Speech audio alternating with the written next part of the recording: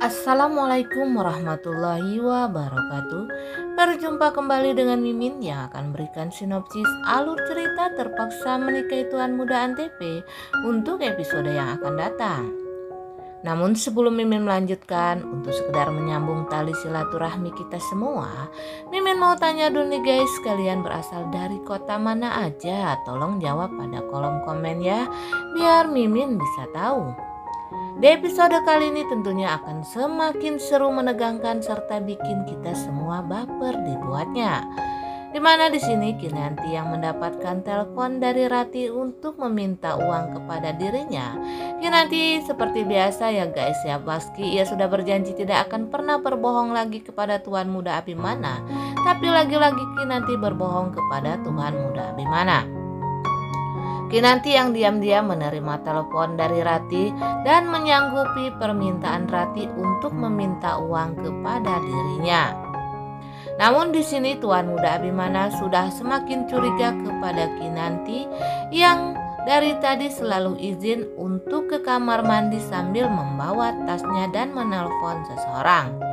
Ketika Kinanti keluar dari kamar mandi dan mengatakan kepada Tuan Muda Abimana kalau ia ingin ke supermarket untuk belanja sesuatu, Tuan Muda Abimana pun mengiyakan permintaan Kinanti.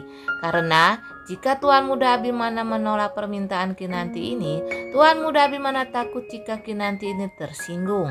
Maklum saja saat ini Kinanti sedang mengandung anaknya. Akan tetapi di sini Tuan Muda Abimana yang sudah mencurigai istrinya tersebut, ia mengikuti Kinanti.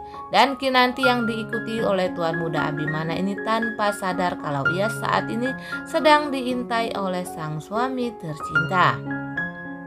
Dan ketika sesampainya di ATM, rupanya Kinanti ini mengambil sejumlah uang di ATM tersebut. Dan Kinanti lalu pergi dari ATM itu. Tentu saja di sini Tuan Muda Abimana yang mengintai Kinanti ini, ia semakin curiga nih guys. Ia ingin tahu siapa yang menerima uang tersebut. Dan Tuan Muda Abimana di sini menyelidiki kembali siapa penerima uang yang akan Kinanti berikan nantinya.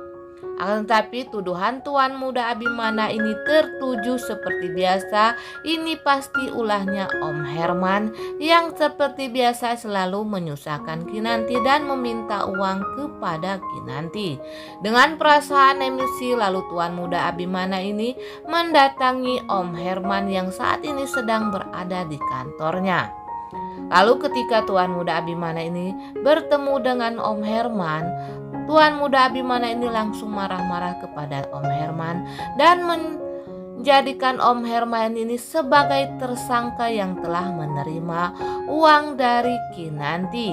Tentu saja di sini Om Herman ini menolak tuduhan dari sang menantu. Ia tidak terima ketika Tuan Muda Abimana ini menuduh dirinya yang telah menerima transferan uang dari Kinanti. Dan Tuan Muda Abimana tidak percaya begitu saja. Ia masih tetap saja menuduh Om Herman ini sebagai penerima uang transferan dari Kinanti tersebut. Lalu di sini Om Herman kembali menjelaskan kepada Kinanti sambil memperlihatkan isi uang di ATM-nya. Ini menantu, kata si Om Herman ini, kalau kamu tidak percaya uang saya banyak, untuk apa saya menerima transferan uang dari Kinanti. Lalu Tuan Muda Abimana ini bingung siapa yang telah menerima uang dari Kinanti tersebut, dan Kinanti di sini lagi-lagi tidak mau jujur kepada Tuan Muda Abimana.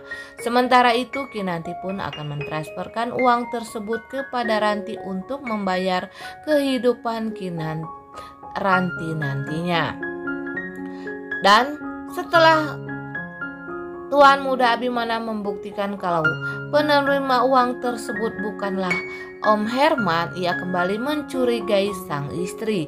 Kemungkinan yang terjadi selanjutnya pada episode kali ini juga, kalau Tuan Muda Abimana ini akan memaksa Kinanti untuk berterus terang nih guys, siapa yang telah Kinanti berikan uang sebanyak itu.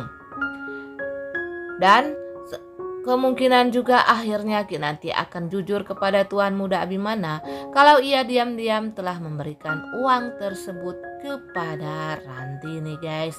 Sementara itu di tempat yang berbeda, si Kumlang atau si Radit ini sudah mulai bosan berada di rumah Dinda.